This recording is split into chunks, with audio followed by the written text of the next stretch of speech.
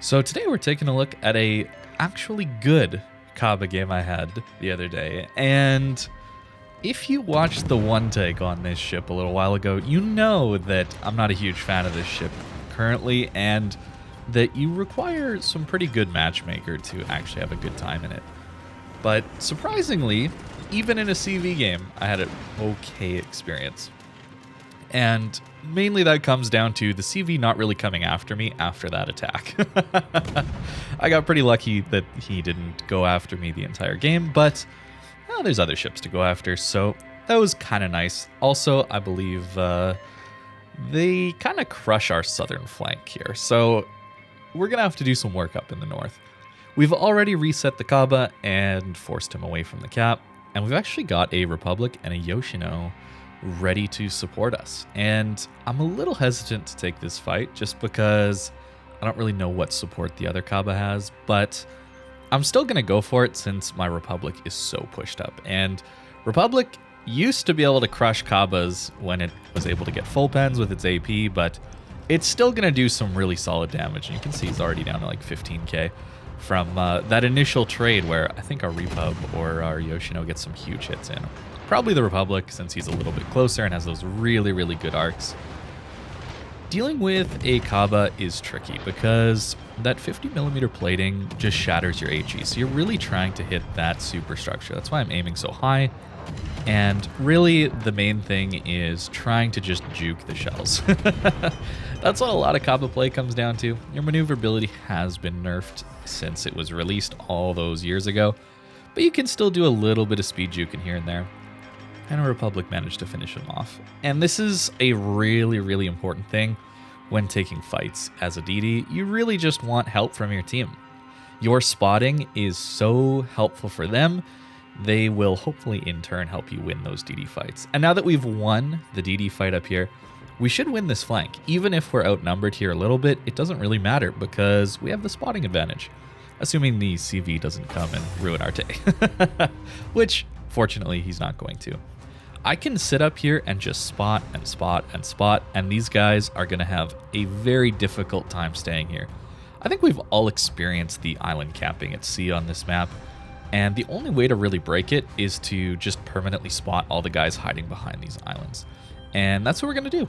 And realistically, this is the only way to break through. And most of the time this isn't possible because you generally don't have your DD die instantly. That's a pretty rare example where the Khaba on the enemy team got a little bit too aggressive and threw his ship away. That really kind of screwed his team up here. But you can see how these guys all just want to sit back here and spam over these islands undetected and get a bunch of damage for free. We're going to stop that. That's why we've come up here. And we're, of course, going to do Khaba things where we burn down battleships. That is what the Khaba does best, and that's what we're going to do to this poor Montana. We've already got, what, 2 fires burning on him? We have 1. Somebody else had 1 as well. And in spotting all these guys, well, unfortunately, my side panels are covering up the spotting damage, but we're already on to 30k spotting. There becomes another fire. Even in Khaba, you can be quite useful in your utility of spotting and contesting caps and contesting areas of the map. Realistically, you're not going to go for caps all that often in this ship. But you can contest areas of the map just by me being up here. I mean, it got the Khaba killed, but assuming the DD was still alive, just by my presence being here, we would know that the destroyer is not really close in this area. That is something that the presence of a ship just means that there's no enemy ship in that area. It seems kind of simple, but narrowing things down like that really does help you make decisions as a player. And something that I'm constantly doing when I'm playing this game is just looking at the map, seeing where my ships are, and trying to interpret or guess where the enemy team's ships are. This poor Montana grounds, and of course that's pretty much a death sentence for this poor guy. He's got some pretty beefy heals in that Montana, but I mean, we got fire chance. So there's not really much he can do about that. We're also dead stopped here and about to reverse. You can only really do that kind of juking with the speed boost activated. If you don't have speed boost, you're really not going to accelerate quick enough to dodge those, but this is something you can kind of do if you have the speed boost up. Kleber and Marceau are actually much better at this. Even Smolensk with its speed boost is even better yet. This is something that's pretty common out of a DD. When you're fighting a battleship, he's got a 30-second reload. Like, you got one shot to dodge every 30 seconds. That's pretty easy. And honestly, it's a bit of a game of cat and mouse when you have more people shooting. You kind of got to take the odds and guess where people are going to be trying to hit you, but it's really not too hard when it's just one battleship to dodge his salvos. And in fact, this Montana gets so tired of trying to hit us that he just gives up. That'll often happen as well. If you're not getting damage, you know, maybe 3-4 salvos into a DD, probably going to switch to something else as a battleship player, at least in random battles. Maybe in competitive or clan battles or ranked, you'll shoot the DD for longer, but a lot of people get tired of not doing damage over 1 to 2 minutes, so then they'll switch to something else and we just get a free farm. And we're already up to 100k damage and 63,000 spotting damage. Not bad. As the Thunder hit us pretty hard there, I believe. That's a pretty good shot from him at, what, 16, 17 kilometers? To be fair, I wasn't really focused on dodging that guy. But that's the other nice thing about the Khaba is this heal. You get a nice heal on this ship, and it allows you to take a little bit of damage and still come back into the game. I've grown to really rely on heals as a destroyer player. A lot of the newer DDs seem to have them, and those are really the main destroyers that I really like to play because you can play a little bit more aggressive, take a few more fights, and not feel like you're going to be throwing away the rest of your game if you take a little bit too much damage. It's really, really nice to have. Skipping ahead a little bit, we managed to finish off the majority of people at sea. And we actually have 3 caps, although look at that team HP bar. This game is not going to be a win. So really all that's left is to try and get as much damage out of this game as possible. Something you can often do is use islands to your advantage in a Khaba. You're so quick that when you're going into the island and that Bourgogne is kind of crossing away from the island, he actually can't hit me at all. He'd hit that large part of the island on the left if he wants to shoot at me, and I get to shoot over this shorter part on the right. Really simple tactic, but really quite effective in basically any ship you want to. You want to be using islands in this way. Taking unfair fights, taking favorable trades, that kind of thing. And that's up to 123k. Not a bad result, even though the game kind of slipped away from our team. Blowouts are super common, so I'm not going to harp on that too much. That's just an unfortunate side effect of the way the game is these days. I think here I made a small misplay by not stopping to just kill this Bourgogne. He used his shot on the Hindenburg, so I know I would have around 20 seconds. Maybe if he had a reload boost up, it'd be around 10. But I should have stopped here and just tried to kill him. But instead, I accelerate a little bit too far, and I think he's just barely gonna slip away with 900 HP left, unfortunately. But we got a lot of other people to deal with, and really this is where I want to show an example of the Khaba being a pretty hard DD to hit still. I know I have talked about it in the past where I think Khaba could use some of its maneuverability back, but as you're gonna see, we dodge really, really well.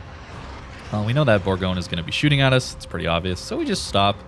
And unfortunately for him, he shoots way in front of us. Speed juking is a really common, easy tactic. Just your massive speed difference in the Khaba from when you're full speed to slowing down, that's enough to juke the majority of people, at least for one salvo. You can't do that when you're against multiple ships, right? We have like 4 ships shooting at us here. You can't really afford to slow down completely because somebody's going to hit you. Somebody's not going to quite lead enough for your speed at full speed, and you're going to get hit no matter what. So, and you got to rely a little more on your rudder, and that's what you're going to see here, is we're trying to turn in and turn out in ways that make it difficult for people to land salvos onto us. We unfortunately now have to dodge the CV bombs, so that is going to involve going broadside to all 3 of the ships in BCAP. And it's a bit of a calculated risk, but I would rather not take 10k from bombs that are just easy to line up on me. So the best thing you can do is turn as broadside as you can to the dive bombers. That's it. There's not much other counterplay other than that. But you can see we also slowed down a whole bunch there. to try and juke the Napoli and any shells maybe coming from the Worcester or the Goliath, that kind of thing. And we're the last one left now with 1 million potential damage. So everybody is guaranteed focused on us, and we get caught 10 kilometers from Worcester. This is a really, really bad position. So we are just forced to do a very predictable turnout. And I was expecting the Thunderer to just nuke me here. I had to take the risk of turning away, and fortunately it worked out. This Napoli actually has been hitting me quite a lot. He's got a really good shot. So unfortunately, that is going to help us help end this game a little bit sooner. But I want you to pay attention to how I am going to dodge here. That Thunderer has gone behind the island. This midway is coming in for rockets. People generally don't expect you to just turn flat broadside and stop. Being unpredictable is pretty much the best thing you can possibly do in a ship like this. And that dodges the airstrike, that dodges the Thunderer. But the Worcester's got such a fast fire rate that we can't stay stopped for too long. I think I might have stayed stopped just a little bit too long, and then we ate an extra hit. And we do need to get up to speed, so we'll take a little bit of damage from the rockets yet. And we're getting close to 2 million potential damage already. I'd say we've done a pretty good job of dodging here. Although, unfortunately, they are getting closer, and, well, you can't do the same juke over and over again without getting punished. So we do the same stop, and the Thunderer does finally hit us. So that is the Khaba. I think that was a pretty fun, exciting game. Even if it was a blowout loss, I really enjoyed that. And being able to have that kind of dodging, juking experience was kind of a fun little mini challenge. I wouldn't want to do that all the time, but for this one game, it was pretty fun. So unfortunately, my Khaba doesn't have a full 21-point commander, so I have actually given up concealment, or probably more than likely superintendent. That extra heal can come in handy in a lot of those games. You'll notice that I have taken survivability expert first. I think I just value that extra guaranteed HP than that somewhat difficult to get to 4th heal. You got to play pretty well to get into that 4th heal, and not every game is going to get you there. The other thought is maybe to go with the main battery and AA specialist, give you another 5% reload. That could be pretty good, right? We get down to 4.2, and then you got to remember there's 10% yet from Fearless Brawler. That's a pretty quick reload on a Khaba, but I'm not sure which one I'm going to go with yet. So this is my, 17-point commander? I think my first 10 points would probably be all of these 3 right skills and then the extra range. I think you just have to have range.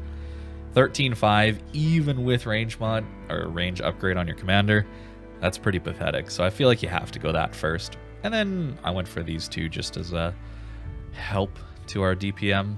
That's really what we're going for here with the Khaba. And then this is the upgrades. I'm not sure if concealment's the right one. A lot of people take steering gears, but you notice I was able to dodge pretty effectively even without steering gears there. So maybe concealment's okay. Allows you to get a little bit more comfortable at 8.7 instead of 9.8, 9.7, somewhere in there. That's really difficult to play with a 9.7 concealment with a 13.5 main gun range. That's not a lot of space for you to operate in. So that's why I've done that. You'll notice I'm running steering gears here to compensate a little bit. Prop mod plus the extra steering gears here is a really good option as well. Of course, if you do have the legendary upgrade or unique upgrade, you get that extra range at the cost of, well, your consumable action time. So then maybe it's not as good to go for that superintendent just because you get less healing overall. Anyway, I don't know. That would be a consideration if I ever decide to get that legendary upgrade. I think it is probably better for the Khaba. Makes it a little more playable. Gives you around 14.5-ish range, somewhere in there. I think that would probably be the way to play. I just don't want to spend my research points on a unique upgrade for a ship that I'm probably not going to play all that often anyway. So, thank you for watching, and I hope you have a great day.